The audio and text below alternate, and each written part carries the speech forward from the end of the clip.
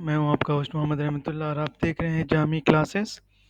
आज का जो टॉपिक है वो मैं एक कमेंट्स आया था कि लॉजिस्टिक कोऑर्डिनेटर के बारे में कुछ इन्फॉर्मेशन शेयर किया जाए। तो उसी कमेंट्स को देखते हुए मैंने लॉजिस्टिक कोऑर्डिनेटर के बारे में वैसे तो लॉजिस्टिक कोऑर्डिनेटर बहुत तरह के होते हैं, लेकिन मैं स्पेशली कंस्ट्रक्शन में जो लॉजिस्टिक कोऑर्डिनेटर होता है मोस्टली उसके बारे में, जिसकी वैकेंसी ज़्यादा आती है, तो उसी के बारे में मैं भी ये वीडियो डिज़ाइन किया हूँ इस प्रेजेंटेशन को। तो गाइस वीडियो में बने रहिए, बिना स्किप के वीडियो को देखिएगा तो बहुत सारा इन्फॉर्मेशन आपको मिल जाएगा। और जो भी चैनल में फर्स्ट टाइम मैं रिक्वेस्ट करता हूँ चैनल को ज़रूर से सब्सक्राइब कर दें। तो गाइस शुरुआत करते हैं लॉजिस्टिक कोऑर्डिनेटर के बारे में। पहले ये जान लें कि लॉजिस्टिक कोऑर्डिनेटर होता है क्या है। The construction logistic officer will provide on the ground coordination between the project and the subcontractor, warehouse management, receipt and the distribution, effective distribution of the material from the different warehouse location, construction work site। तो guys बताना चाहूँगा कि logistic officer जो होता है या coordinator होता है वो क्या करता है, ग्राउंड लेवल में रह करके काम करता है। प्रोजेक्ट को टाइम टू टाइम जिस भी चीज़ की ज़रूरत पड़ती है, आगे मैं आपको बताऊंगा स्टेप बाय स्टेप कि इसकी मेन मेन रिस्पॉन्सिबिलिटीज़ क्या होती है।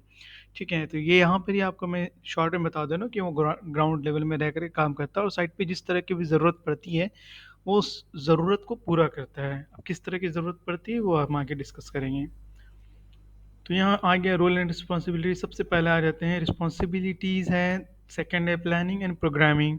थर्ड है मोबिलाइजेशन। फोर्थ है सप्लाई चेन मैनेजमेंट। फिफ्थ है प्रोग्राम सपोर्ट। सिक्स्थ है सेफ्टी। सेवन्थ है फायर। एट्थ है साइट कम्युनिकेशंस। नाइन्थ है साइनेज। टेंथ है डिलीवरी मैनेजमेंट। 11th है vehicle plan equipment and vertical transportation. तो गाइस सबसे पहले हम डिस्कस करते हैं रिस्पॉन्सिबिलिटीज़ के बारे में। इनकी रिस्पॉन्सिबिलिटीज़ क्या होती है। The construction logistic is responsible for all aspects of the logistics supply chain, store management, development, and optimization of site logistics solutions to meet needs of the project. The logistic manager will be required to manage the movement of the people, goods, and the equipment at the construction site, the control the site facility management. As a logistic coordinator या officer वो उस चीज़ के बारे में ज़िम्मेदार होता है कि सामान जो एरिया वहाँ पे किसी भी तरह का सामान है, जो भी सामान है उनका जो मूवमेंट है वो उसका रिस्पॉन्सिबल होता है। स्टोर में कुछ भी सामान आ रहा है या जा रहा है, जो बाहरी तौर पर जो बड़ी मशीनरी इक्विपमेंट्स है उसको कहाँ रखना है, कैसे अरेंज करना है। स्टोर के लिए कोई बड़ा शिपमेंट आ रहा है उसको उतरवाना, लोड अनलोड का काम करवाना। क्रेन्स आ रही है वो सबको फिक्स करवाना, उसको लोडिंग अनलोडिंग करवाना, टावर क्रेन को मॉनिटर करना, जितनी भी तरह की मशीनरी इक्विपमेंट्स हैं उनको मॉनिटर करना, लोगों के लिए फैसिलिटी अरेंज करना। अब वो रेस्ट एरिया की फैसिलिटी हो या ऑफिस फैसिलिटीज़ हो, काम करने का वर्क प्लेस हो, या फिर आपका वॉशरूम वगैरह हो, पीने का पानी हो, पानी हो, ड्रेनेज वाटर का मूवमेंट हो, किसी भी तरह का जो फैसिलिटी से रिलेटेड आएगा वो इसकी रिस्पॉन्सिबिलिटीज़ में आती है। ठीक है, अब हम बात करते हैं दूसरा planning and programming. Planning and programming में आपका इन्फॉर्मेशन है plan site setup to the move the labour plan and material around the site efficiently, which is the hoarding, gate site accommodations, cranes, host, security, temporary service, material delivery, and waste management strategy and catering। तो guys यहाँ पर ही आपका आ जाता है planning और programming के अंदर कि जो भी लेबर वगैरह है या जो भी प्लांट से रिलेटेड इक्विपमेंट्स है, लेबर से रिलेटेड मसला है, मटेरियल्स जो साइट के अंदर रखा हुआ है। अब मान लिया जाए कि होर्डिंग्स है, वो साइनेज वगैरह है, जो मेन गेट है जिसमें इन और आउट होता है, साइट एकोमोडेशन है, अगर वहाँ कोई लेबर वगैरह रहता है साइट में, क्रेन्स वगैरह है, मशीनरी में आ जाता है, फर्स्ट जिसको एज अ लिफ्ट इस्तेमाल करते हैं टेम्प्रोरी सामान को लिफ्टिंग करनी है या मैन पावर को लिफ्टिंग करने के लिए एक फ्लोर से दूसरे फ्लोर। सिक्योरिटी को जो हम रखते हैं उसको जो टास्क देना, उसके साथ मूवमेंट करना। टेम्प्रोरी सर्विस, हम लोग टेम्प्रोरी सर्विस बहुत तरह का जैसे कि ड्रेनेज वाटर है, वेस्ट वाटर है, इसको पानी को निकालना, डेली नया ड्रिंकिंग पानी लाना, ये सब टेम्प्रोरी। जो सॉइल आता है, उसके बाद का मट आता है, तो कुछ भी तरह का टेम्प्रोरी सर्विस जो हमेशा नहीं रहेगा, कुछ दिन तक रहेगा फिर बंद हो जाएगा। ये सब चीज़ के लिए डीजल का आना है टेम्प्रोरी, जब तक पावर सप्लाई नहीं आता है डीजल का यूज़ होता है। उसके बाद material delivery and waste management strategies और कैटरिंग, लोगों का खाने का इंतज़ाम करवाना, मतलब कैटरिंग वगैरह का भी इंतज़ाम करना या सिस्टम का सेटअप करना, ये प्लानिंग एंड प्रोग्रामिंग में आता है। Plan internal and external logistic routes to the project phase, focusing on the separation of vehicle, machinery and people, lay down the area and offloading points. यहाँ इसको decide करना होता है इस प्लानिंग में कि लोग जो ऑफिस के लोग हैं वो उनका वे अलग होगा, लेबर्स जो काम करने साइट पे जाएंगे उनका वे अलग होगा, हेवी मशीनरी और व्हीकल का मूवमेंट अलग होगा, लोडिंग प्लेटफॉर्म इनको बनाना पड़ता है, कहाँ पर इसे सप्लायर से मटेरियल कहाँ पर जाके ऑफलोड होगा, कहाँ से ऑनलोड होगा, ये चीज़ को डिज़ाइन करना पड़ता है। प्री प्लानिंग होता है, pre planning the use of the key asset such as the host to ensure the plan the asset mean needs of the programme. ये होस्ट को इस तरह से डिज़ाइन करना, अपने लोगों को इस तरीके से इनको डिज़ाइन करना है कि कौन आदमी कहाँ रहेगा, किस पर्टिकुलर एरिया में काम करेगा, ताकि जो साइट की जो बिगिनिंग ऑफ प्रोडक्टिविटी है उसमें किसी तरह का भी इफेक्ट और इंटरफेयर नहीं होगा, ऑपरेशन स्मूथली रन करना चाहिए। ठीक है। मोबाइलाइजेशन, मोबाइलाइजेशन में क्या होता है, क्रिएट अ सिक्योर साइट, जो है एक साइट जो जिसमें काम करना होता है उसको इंश्योर न कि वो सिक्योर है काम है, responsible all the traffic management internally externally, weighbridge and road network clean lines. मतलब एक जो रूट वो डिज़ाइन करता है उसकी जिम्मेदारी होती है इसके ऊपर में कि वो रूट में किसी भी तरह का मूवमेंट स्टक नहीं, तो वो लोग जगह जगह में लोगों को फ्लैगमैन को स्टैंड करना पड़ता है ताकि वो मूवमेंट को कंट्रोल कर सके, किधर से गाड़ी आ रही किधर से नहीं आ रही, लोगों को इशारे से करके, क्योंकि कंस्ट्रक्शन साइट होता है तो बहुत सारा व्हीकल का मूवमेंट होता है at a time. Manage the installation of site accommodation and manage this facility, वो ऑलरेडी मैं एक्सप्लेन कर दिया हूँ पहले कि जो भी अगर वहाँ एकोमोडेशन रह रहे, लेबर अगर रह रहे साइट पे, उनके लिए सारा अरेंजमेंट करना है इनकी जिम्मेदारी। Create the operation procedure and the method statement, जो भी काम वो कर रहा है उसका जो स्टैंडर्ड प्रोसीजर होता है सेफ्टी के साथ मिलकर एक मेथड स्टेटमेंट बनाना होता है, वो रखना पड़ता है। ठीक है। उसके बाद है organise the site induction, ensure the induction records are secure securely store. Daily basis में हम लोगों के साथ जो है वो टूल बुक टॉक्स आता है, इंडक्शन वगैरह आता है, वो अपडेट करना होता है, वो सेफ्टी बता देता है।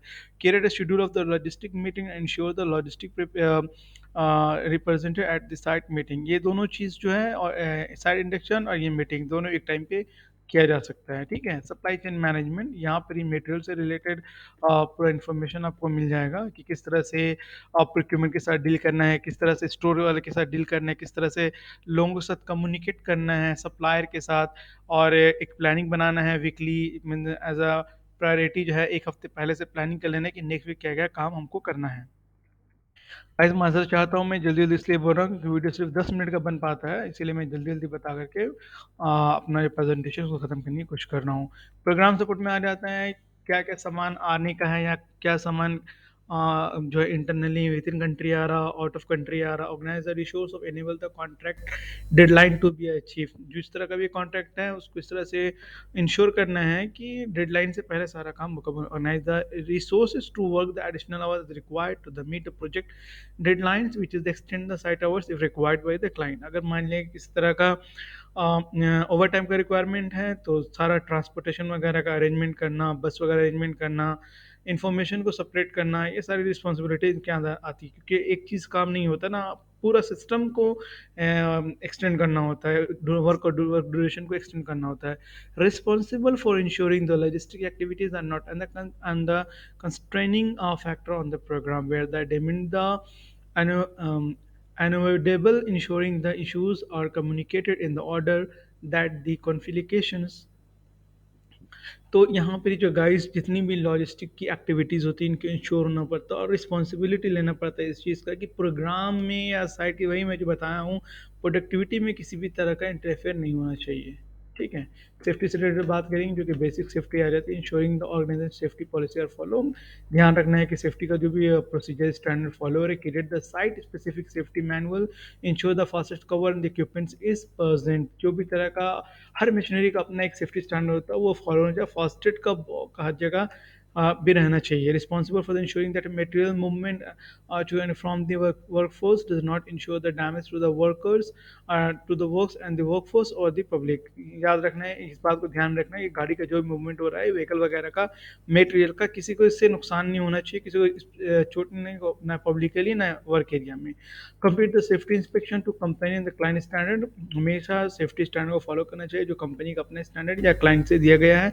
Ensure the team has the safety training to the company and the client standard programme. हमेशा इस बात का ध्यान रखना है कि उसकी जो टीम काम कर रही है, सारे टीम मेंबर को ऑलरेडी सेफ्टी इंडक्टेड है। Create the appropriate logistic awareness training and the deliver to the site workforce via presentation tool box talks as a required. ज़रूरत पड़ने पर उनको टाइम टू टाइम ट्रेनिंग देना है अपने लोगों को, और उनके साथ टूल बॉक्स टॉक में डिस्कस भी करना है। Manage and the maintain the visitor PP stock. तो यहाँ पर गाइस फायर से रिलेटेड है कि फायर में जो इन्फॉर्मेशन यहाँ पर आपका आता है, ये है create the maintain and update the site emergency plan including the site fire plan reporting to the appointed site fire officer. तो यहाँ पर गाइस इस बात का ध्यान रखना है कि इन केस ऑफ फायर, आग लगने से हमें कैसे साइट से निकलना है, लोगों को कैसे बचाना है, इमरजेंसी रेस्क्यू प्लान क्या होगा। मान लिया ऑफिस में लोग काम कर रहे हैं तो ऑफिस में बैकडोर है कि नहीं, इमरजेंसी एग्जिट प्लान है कि नहीं, फायर एक्सटिंग्विशर वगैरह ऑफिस के अंदर या साइट में, कैटरिंग में या वर्क प्लेस में है कि नहीं, ये सारी चीज़ का ध्यान रखना होता है। Maintain the fire point and all common life saving equipment. जो भी आग बुझाने का जो भी इक्विपमेंट्स है, चाहे वो फायर एक्सटिंग्विशर हो, होस पाइप हो, फायर ब्लैंकेट हो, इस चीज़ को पॉइंट टू पॉइंट अपडेट रहना है, कौन चीज़ कहाँ पर है, लोगों को इस बारे में इंफॉर्मेशन देना है। साइट में कम्युनिकेशन करने के लिए बेहतर से बेहतर इंतजाम करना है। Create a system to communicate the information around the site which is the notice board, email distribution list, monitor, display, web pages. हर तरह के से लोगों को आप बता सकते हैं।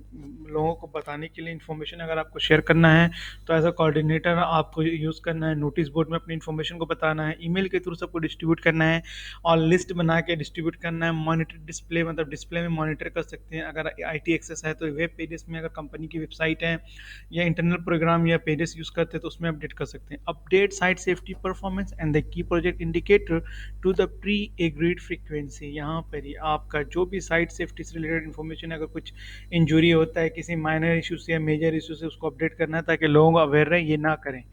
Ensure the local hospital data is regularly updated, communicate and the route are checked। हमेशा इस बात का ध्यान रखना है कि जो भी हॉस्पिटल से आपकी कंपनी का कोऑर्डिनेशन है और डेटा जो अप टू डेट रहे, क्योंकि हमेशा पॉलिसी चेंज होती रहती है, ठीक है। तो डेटा को अपडेट करते रहना है, लोगों को इसके बारे में अवेयर करते रहना है और हमेशा ध्यान रखना है कि इमरजेंसी केस के लिए हॉस्पिटल जाने के लिए रूट हमेशा क्लियर रहे। तो ये बात का ध्यान हमेशा रखना है। Manage the near miss return and project suggestions box collect and the issue to the management team. हमेशा अपने साइट पे एक सजेशन बॉक्स का यूज़ करता है, ठीक है, जहाँ पर लोग अपनी अपनी नियर मिस, कहीं कुछ गिरा है, कहीं कुछ टूटा है, कहीं से आदमी को चोट लगी गिरने पड़ने, कोई भी चीज़ तरह का हादसा जिससे हादसा हो सकता था, उसका पिक्चर बना के लेटर लिख करके उस बॉक्स में डालता है, ताकि उस बॉक्स को फिर वीकली या क्वार्टरली उस बॉक्स को ओपन किया जाता है और मैनेजमेंट के सामने इस चीज़ के बारे में डिस्कस किया जाता है। और बहुत बार इसमें प्रोग्राम भी कंपनी करती है जिससे लोगों को गिफ्ट वगैरह भी मिलता है। साइनेज के बारे में अगर हम बात करें तो define and organise all signage to the agreed corporate standard, ensure that signage and the signage symbols used are the internationally recognized, ensure the additional language are used in the signage, ensure the message are understood।